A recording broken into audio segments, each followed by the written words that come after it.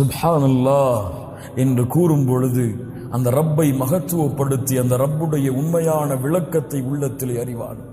ஆனால் எமக்கு அல்லாஹ் அக்பர் என்று தக்பீர் கட்டுவோம், எந்த உணர்வும் இருக்காது. சமி அல்லாஹு லிமன் ஹமிதா என்று கூறுவோம், எந்த உணர்வும் இருக்காது. ஏன்? அதனுடைய அர்த்தம் கூட எமக்கு தெரியாது. சொல்லுங்கள் பார்ப்போம். சமி அல்லாஹு லிமன் ஹமிதா, இந்த வார்த்தை கூடிய அர்த்தம் எனக்கு தெரியும். கையை உயர்த்துங்கள். சோதனைக்காகத்தான் நான் கூறுகிறேன் கண்ணியத்துக்குரியவர்களை, யாரையும் குறைபடுத்துவதற்காக அல்ல, எம்மை நாமே முன்னேற்ற வேண்டும் என்ற காரணத்திற்காக கூறுகிறேன். சமி அல்லாஹு லிமன் ஹமிதா அர்த்தம் எத்தனை பேருக்கு தெரியும்? கையை உயர்த்து.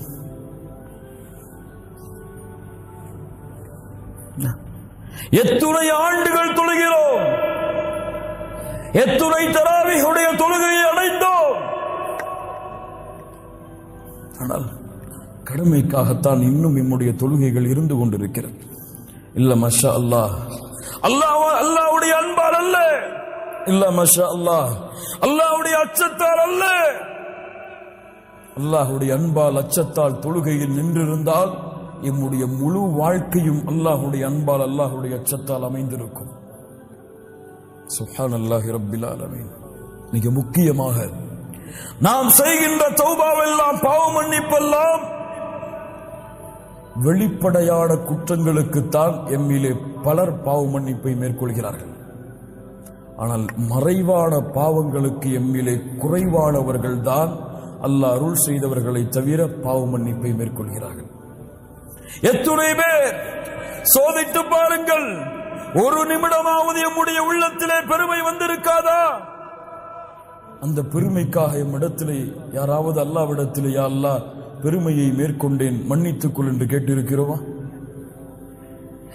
ஒரு நிமிடமாவது, வாழ்க்கையில் ஒரு முறையாவது எம்முடைய சகோதரர்கள் யாரையாவது தாழ்வாக பார்த்திருப்போம் எம்மை விட. எவ்வளவு கொடிய குற்றம்! ஆனால் அதற்காக தௌபா செய்யவில்லை. இன்னும் உள்ளத்தால் செய்யக்கூடிய பாவங்கள் இன்னும் பல. அல்லாஹ்விடத்திலே முறையிடாமல், அல்லாஹ்விடத்திலே அந்த பாவங்களை விட்டு அல்லாஹ்வை நோக்கி திரும்பாமல் உள்ளத்தோடு புதைந்து கிடக்கிறது, எம்மை நரகத்திலே தள்ளுவதற்காக.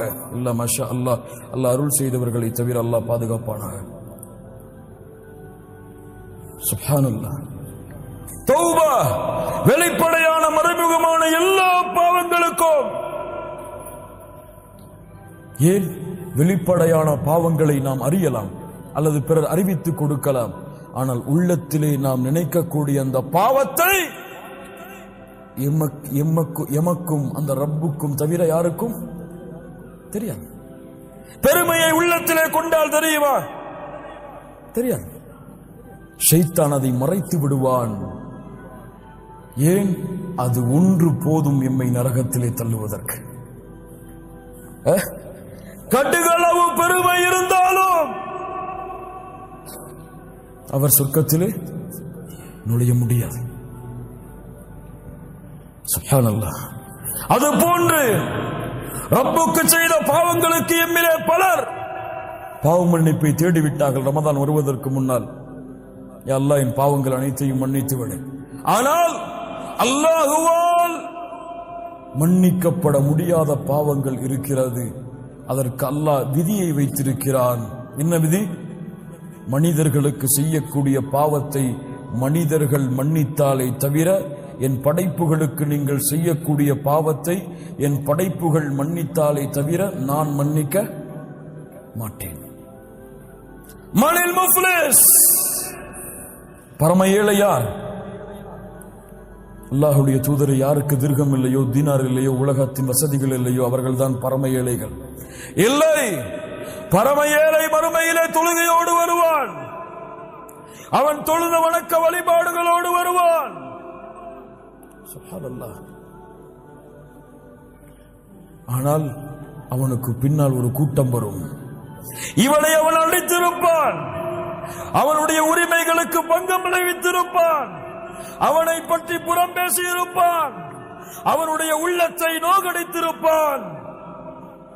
அதற்கு பதிலாக அவனுடைய தொழுகைகளும் நன்மைகளும் அவனுக்கு பங்கு வைக்கப்படும். எந்த நன்மையும் இல்லாத பொழுது அவர்கள் செய்த பாவங்கள் அவன் மீது சுமத்தப்பட்டு அவன் நரகத்திலே வீசப்படுவானே, இவன்தான் பரம ஏழை.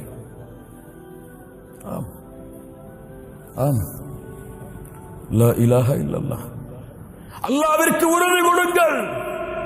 வெறுப்பை, பகைமையை, குரோதத்தை மறந்து உங்கள் சகோதரர்களுக்கு நீங்கள் செய்த பாவம் என்று உள்ளத்திலே எண்ணம் வந்தால் அவருடைய மன்னிப்பை பெறும் வரை நீங்கள் ஓடிக்கொண்டே இருங்கள். இந்த உலக வாழ்க்கையில் மிகப்பெரிய பாவ மன்னிப்பு கண்ணியத்துக்குரியவர்களே, மிகப்பெரிய பாவ மன்னிப்பு. மறுமையிலும் இந்த கணக்கு தீர்க்கப்படாது. அவர்கள் மன்னித்தால் அல்லது அவர்களுடைய நன்மைகள் அவர்களுக்கு பங்கு வைக்கப்பட்டாலே தவிர யாரும் மன்னிக்க மாட்டார்கள், யாரும் மன்னிக்க மாட்டார்கள். இந்த குற்றத்தில், இந்த செயலை உங்கள் தாய்க்கு நீங்கள் செய்தாலும் உங்கள் தாயும் நாளை மறுமையிலே உங்களை மன்னித்து நன்மைகளை விட்டுவிட்டு செல்ல மாட்டார்கள். يوم يفر المرء من أخيه وأمه وأبيه وصاحبته وبنيه. ஒருவரை நோக்கி விரண்டு ஓடிக்கொண்டே இருப்பார்கள். அவர்களுக்கு அவர்களின் நிலைமைகள் தான். ரப்பு சொல்லுகிறான், யா அல்லாஹ். தாய் முறையிடுவார், ஒட்டுமொத்த மக்களையும் வைத்துக் கொண்டு என்னை மட்டும் விடுதலை செய். மன்னிப்பு தேடுங்கள். பெற்றோர்களுக்கு எவ்வளவு பாவங்களை செய்திருப்போம், பெற்றோர்களுடைய உள்ளங்களை எவ்வளவு நோவடித்திருப்போம், குழந்தைகளை எவ்வளவு நோவடித்திருப்போம், மனைவியை எவ்வளவு நோவடித்திருப்போம், கணவனை எவ்வளவு நோவடித்திருப்போம். மன்னிப்பை தேடி விரையுங்கள். அல்லாஹ் உங்களை மன்னிப்பான். கண்ணியத்துக்குரியவர்களே, இதுவெல்லாம் எம்முடைய பாவ மன்னிப்புகள் ஏற்றுக்கொள்ளப்படுவதற்குரிய அடையாளங்கள். எம்முடைய நிலைமை எப்படி இருக்கிறது தெரியுமா? எம்முடைய வாழ்க்கை எப்படி இருக்கிறது தெரியுமா? நாம் அடைகின்ற ஒவ்வொரு ரமதானும் எப்படி இருக்கிறது தெரியுமா? இப்ராஹிம் இப்னு அதுஹம் ரஹ்மத்துல்லாஹி அலைஹ் பஸ்ராவுடைய வீதியில் நடந்து வருகிறார்கள். கேள்விப்பட்டிருப்பீர்கள், பலர் கேட்கிறார்கள், யா அபா இஸ்ஹாக், நாங்கள் அல்லாஹ்வை அழைக்கிறோம், அல்லாஹ் எங்களுடைய அழைப்பை ஏற்றுக்கொள்வதில்லையே, ஏன்? என்ன கேள்வி? அல்லாஹ்வை அழைக்கிறோம், எங்களுடைய அழைப்பை அல்லாஹ் ஏற்றுக்கொள்வதில்லையே, ஏன்? சொன்னார்கள், 10 காரணங்கள் அதற்கு இருக்கிறது. அரஃப்துமுல்லாஹ், அல்லாஹ்வை நீங்கள் அறிந்திருக்கிறீர்கள், ஆனால் அவனுக்கு கொடுக்க வேண்டிய உரிமைகள் எதையும் நீங்கள் கொடுப்பதில்லை. இரண்டாவது, வகரஅதும் கிதாபல்லாஹ், அல்லாஹ்வுடைய புத்தகத்தை ஓதுகிறீர்கள், வலம் தஅமலூ பிஹ், ஆனால் அதில் உள்ளதை கொண்டு எந்த அமலும் செய்வதில்லை. மூன்றாவது, வஅகல்தும் நிஅமல்லாஹ், அல்லாஹ்வுடைய நியமத்தை சாப்பிடுகிறீர்கள், ஆனால் அதற்கு எந்த நன்றியும் செலுத்துவதில்லை. வஸஅன்தும் அன்னக்கும் துஹிப்பூன ரசூலல்லாஹ் ஸல்லல்லாஹு அலைஹி வஸல்லம், அல்லாஹ்வுடைய தூதரை நேசிக்கின்றோம் என்று எண்ணுகிறீர்கள், ஆனால் அவர்களுடைய வழிமுறைகள் அனைத்தையும் புறக்கணித்து விடுகிறீர்கள். ஐந்தாவது, ஷைத்தானை உங்களுடைய எதிரி என்று எண்ணுகிறீர்கள், வலம் துகாலிஃபு, ஆனால் அவனுக்கு நீங்கள் மாறு செய்வதில்லை. ஆறாவது, மரணத்தை உண்மை என்று சொல்லுகிறீர்கள், வலம் தஸ்தஇது லஹ், அதற்கான எந்த தயாரிப்பையும் நீங்கள் செய்யவில்லை. ஏழாவது, சொர்க்கத்தை உண்மை என்று சொல்லுகிறீர்கள், அதற்குரிய அமல்கள் உங்களிடத்திலே இல்லை. எட்டாவது, நரகத்தை உண்மை என்று சொல்லுகிறீர்கள், ஆனால் அதிலிருந்து பாதுகாப்பதற்குரிய எந்த அமல்களையும் நீங்கள் செய்வதில்லை. ஒன்பதாவது, வன்ஷகல்தும் பிஉயூபி கைரிக்கும், பிறருடைய குறைகளில் மூழ்குகிறீர்கள், ஆனால் உங்களுடைய குறைகளை மறந்து விடுகிறீர்கள். பிறருடைய குறைகளில் மூழ்குகிறீர்கள், உங்களுடைய குறைகளை மறந்து விடுகிறீர்கள். பத்தாவது, வதஃபன்தும் மௌதாக்கும், உங்களிலே மரணித்தவர்களை அடக்கம் செய்கிறீர்கள், வலம் தஅதபிரூன். படிப்பினை அதன் மூலமாக நீங்கள் பெறுவதில்லை. 10 காரணங்கள். நிதாசன உண்மை. சுப்ஹானல்லாஹ். கண்ணியத்துக்குரியவர்களை, தௌபாவை மேற்கொள்வோம், அல்லாஹ்வை நோக்கி திரும்புவோம்.